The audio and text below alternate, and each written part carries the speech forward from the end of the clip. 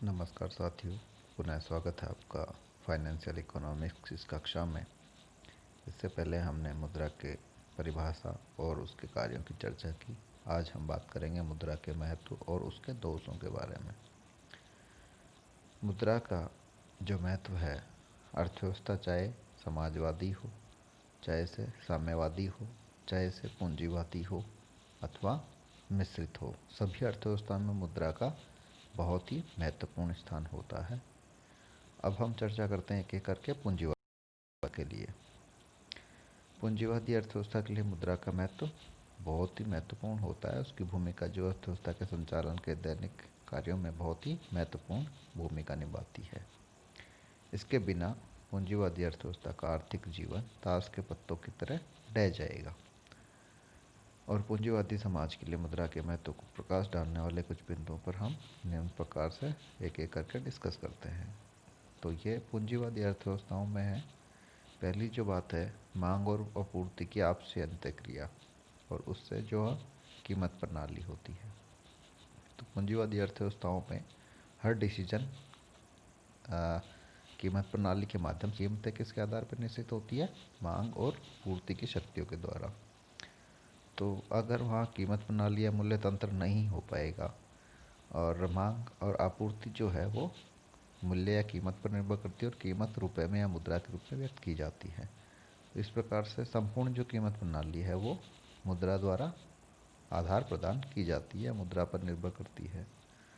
और सभी डिसीजन की उपभोक्ताओं के द्वारा जो मूल्य भुगतान किया जाता है वो बताता है कि कौन सी वस्तु को खरीदना चाहते हैं और कितनी मात्रा में चाहते हैं। तो इसी के आधार पर उत्पादक जो है अपना उत्पादन करने लगता है कि क्या उत्पादन करना है, किस विधि से या तकनीक से उत्पादन करना है और कितनी मात्रा में करना है, और वो अपने उत्पादन के साधनों का अधिकतम अनुकूलतम उपयोग करे ताकि उसका लागत मिनिमम हो और उसका लाभ अधिकतम हो। तो ये सारे जो डिसीजन होते हैं पूंजीवादी अर्थव्यवस्था में वो कीमत प्रणाली के माध्यम से होते हैं। और कीमत प्रणाली मांग और आपूर्ति पर निर्भर करती है, और मांग और आपूर्ति वस्तु की कीमतों पर निर्भर करती है, साधनों की कीमतों पर निर्भर करती हैं। तो इस तरीके से और वो कीमतें मुद्रा के रूप में व्यक्त की जाती है। तो ये आधार के रूप में कार्य करती है। दूसरा बिंदु है, मुद्रा जो है उपभोक्ताओं को अपनी पसंद को पूरी करने की सुविधा देती है, और मौद्रिक आय और मूल्य संरचना के आधार पर वो मुद्रा खर्च करके अपना सबसे पसंदीदा सामान खरीद सकते हैं, क्रय कर सकते हैं। तो ये अपनी पसंदों को या वैल्यू और प्रेफरेंसेस को पूरा करने का मौका देती है कि अगर आपके पास मौद्रिक आय है और उसकी मूल्य के अनुसार आप उसको आय खर्च करके या मुद्रा दे करके आप अपनी आवश्यकता के अनुसार, अपनी इच्छा के अनुसार वस्तु और सेवाएं उपभोग कर सकते हो। इसके बाद हम चलते हैं तीसरे बिंदु पर। मुद्रा विनिमय का माध्यम होने के नाते राष्ट्रीय आय के वितरण में मदद करता है। तो हमने पहले भी देखा था ये कार्य मुद्रा का कि राष्ट्रीय आय का वितरण में, उसके अलावा राष्ट्रीय आय की गणना करना मुद्रा की वजह से बड़ा आसान हो गया है। तो एशियल डे कहते हैं कि मुद्रा विनिमय का माध्यम होने के आधार पर राष्ट्रीय आय के वितरण में मदद करता है। वो श्रमिकों, सरकारी कर्मचारियों, व्यापारियों, शेयरधारकों आदि सभी को जो भी उनके पारिश्रमिक मिलता है वो मुद्रा के रूप में प्राप्त करते हैं। तो इससे उसका वितरण करना, राष्ट्रीय आय का बंटवारा आसान हो गया है। नेक्स्ट है, वस्तु और सेवाओं पर दावा या स्वामित्व करने के लिए मुद्रा एक सुविधाजनक तरीका है, जिससे लोग मुद्रा के रूप में अपने धन को रखने के लिए पसंद करते हैं। तो मौद्रिक पूंजीवादी अर्थव्यवस्थाओं में अगर आपको किसी वस्तु का स्वामित्व चाहिए तो आप मुद्रा के माध्यम से उसका स्वामित्व प्राप्त भी कर सकते हैं और दूसरे को दे भी सकते हैं। तो मुद्रा इसका एक सुविधाजनक तरीका है, इसीलिए लोग धन को मुद्रा के रूप में रखना चाहते हैं। एक है संगठित मुद्रा बाजार का विकास। तो मुद्रा क्या होती है? संगठित मुद्रा बाजार ऑर्गेनाइज्ड मनी मार्केट के लिए एक आवश्यक शर्त है। मुद्रा के बिना मुद्रा बाजार होगा ही नहीं, विकसित ही नहीं होगा। और पूंजीवादी समाज में आर्थिक विकास के लिए मुद्रा बाजार अनिवार्य शर्त के रूप में काम करता है कि जहाँ से शॉर्ट टर्म के लिए आप पैसे उधार ले सकते हो और अपने विकास कार्यों में या उद्योग धंधों को विकास के लिए उसको निवेश कर सकते हो। इस तरीके से पूंजीवादी अर्थव्यवस्था में मुद्रा की महत्वपूर्ण भूमिका होती है। अब हम बात करते हैं समाजवादी अर्थव्यवस्थाएं या साम्यवादी अर्थव्यवस्थाओं में।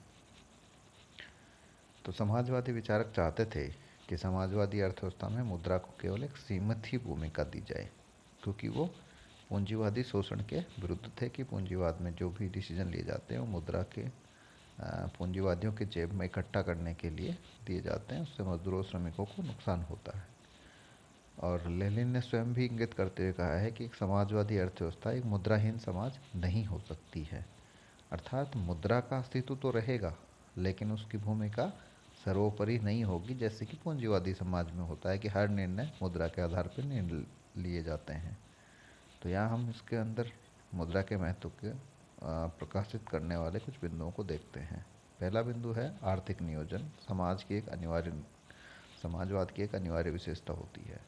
तो समाजवादी अर्थव्यवस्थाओं में नियोजन के माध्यम से आर्थिक प्रगति का रास्ता तय किया जाता है, और मुद्रा और मूल्य तंत्र संसाधनों के आवंटन में राज्य या केंद्रीय योजना प्राधिकरण की मदद करते हैं।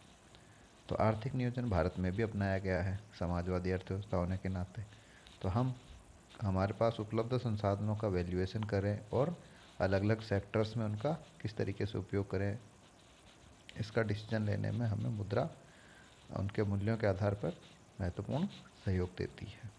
इसके अलावा मूल्य श्रेणियाँ, जिसमें हम वस्तुओं सेवाओं की कीमतें हैं, उत्पादन लागतें हैं, मजदूरी है, लाभ है आदि सभी को मुद्रा के रूप में व्यक्त करते हैं। और इस प्रकार से मुद्रा आर्थिक लेखांकन के साधन के रूप में काम करती है। तो हम देखते हैं कि मान लीजिए किसी वस्तु का मूल्य जो है जैसा कि साम्यवादी अर्थव्यवस्था में होता है कि वहाँ नकद भुगतान नहीं किया जाता है, आपके खाते में केवल बैलेंस बताया जाता है कि आपके इतने रुपए आपके बैलेंस हो गए, और अगर कोई वस्तु या सेवा आप राज्य भंडार से लेते हैं तो उतना मूल्य आपके खाते से कम कर दिया जाता है। तो वहाँ जो लेखांकन किया जाता है वो मुद्रा के रूप में किया जाता है, वहाँ नगद मुद्रा का अस्तित्व नहीं होता है, फिर भी मुद्रा आर्थिक लेखांकन की इकाई के रूप में काम करती है। तो वहाँ भी मुद्रा महत्वपूर्ण भूमिका निभाती है। इसके बाद है मुद्रा विनिमय के माध्यम के रूप में काम करती है। तो आम जनजीवन में लोग बाग जो है किसान, श्रमिक, शिक्षक, कलाकार और अन्य सभी को मुद्रा के रूप में उनका आय प्राप्त होती है। और मुद्रा का उपयोग जो है राज्य ऋणों पर ब्याज और सरकार को करों का भुगतान करने के लिए भी किया जाता है। चाहे इसे रूस हो जो कि साम्यवादी देश है, या पीपुल्स रिपब्लिक चाइना या चीन हो, या कोई अन्य समाजवादी या साम्यवादी देश हो, तो मुद्रा का कार्य वहाँ पे बहुत ही महत्वपूर्ण है। बिना मुद्रा के वहाँ कोई भी अर्थव्यवस्था पूरी तरह से चल नहीं सकती है। इसके बाद हम देखते हैं मुद्रा की दोष या कमियाँ। तो मुद्रा में क्या क्या दोष या कमियाँ हैं। तो में बहुत सारी उपयोगिताएं हमने देखी हैं, इम्पोर्टेंस है, उसके यूज है, उसके बावजूद उसमें कुछ कमियाँ हैं, उनके ऊपर भी हम एक विचार या दृष्टि करते हैं। यदि मुद्रा का कुप्रबंधन किया जाए तो ये उत्पादन में आर्थिक उतार चढ़ावों को और तर्कहीनता का कारण बन जाती है, जिससे आर्थिक जीवन में अराजकता और भ्रम पैदा हो जाता है। हाँ, ये सही है। यदि मौद्रिक नीति में गलती हो जाती है किसी राष्ट्र के अंदर, तो वहाँ मुद्रा का भयंकर प्रसार प्रसार फैल जाता है, और मुद्रा की जो अधिकता होती है वो मुद्रास्फीति को जन्म देती है, और उससे महंगाई बढ़ती है, लोगों का जनजीवन बड़ा दुखदायी हो जाता है, कष्टकारी हो जाता है, और इससे आर्थिक उठापटक होती है, और जिससे लोगों की नौकरियां और आय के संसाधन खत्म होते हैं।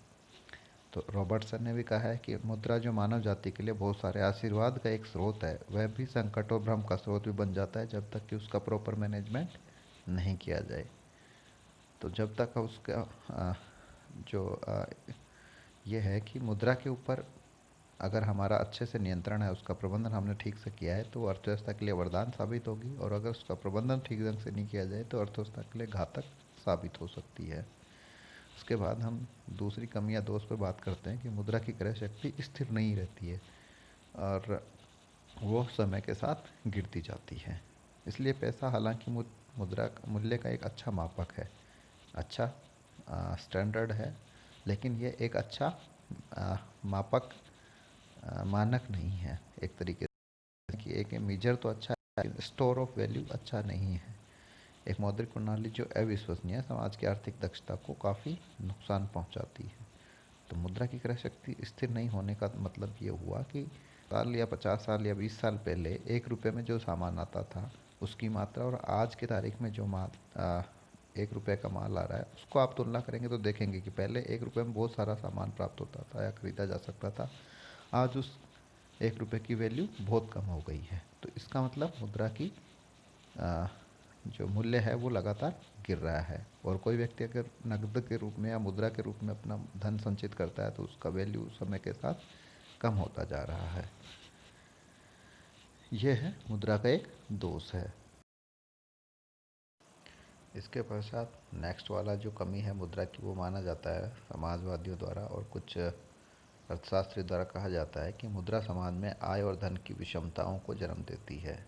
अर्थात मुद्रा ही नहीं होगी तो लोगों की आय जो है और धन है उसकी विषमताएं पैदा नहीं होंगी, असमानताएं पैदा नहीं होंगी। कुछ लोगों के पास बहुत सारा धन मुद्रा के रूप में हो जाता है और वो ब्याज पर या और आर्थिक गतिविधियों द्वारा उसको बचा लेते हैं, तो ये आर्थिक विषमताओं को जन्म देती है और उसकी वजह से गरीबी और बेरोजगारी और अन्य समस्याएं बढ़ती हैं। उसके बाद नेक्स्ट बिंदु है वो है उद्योगों में अधिक पूंजीकरण और कम पूंजीकरण, यानी कि अंडर कैपिटलाइजेशन और कैपिटलाइजेशन की समस्या मुद्रा की वजह से उत्पन्न होती है। कुछ उद्योगों को बहुत अधिक पूंजी मिल जाती है बाजार से और कुछ उद्योगों को बहुत कम पूंजी मिल पाती है, इसलिए वो अपना पूर्ण विकास नहीं कर पाते। तो ये भी एक महत्वपूर्ण समस्या बताई जाती है मुद्रा के लिए। अब नेक्स्ट एक बिंदु और हम देखते हैं, वो है कि मुद्रा सामाजिक बुराइयों को जन्म देती है या उनकी ओर समाज को ले जाती है। और वो सामाजिक बुराइयां कौन कौन सी है? चोरी है, डकैती है, हत्या है, रिश्वत है, वेश्यावृत्ति है और इसके अलावा अमीरों के द्वारा गरीबों का आर्थिक शोषण किया जाना और आध्यात्मवाद का पतन आदि।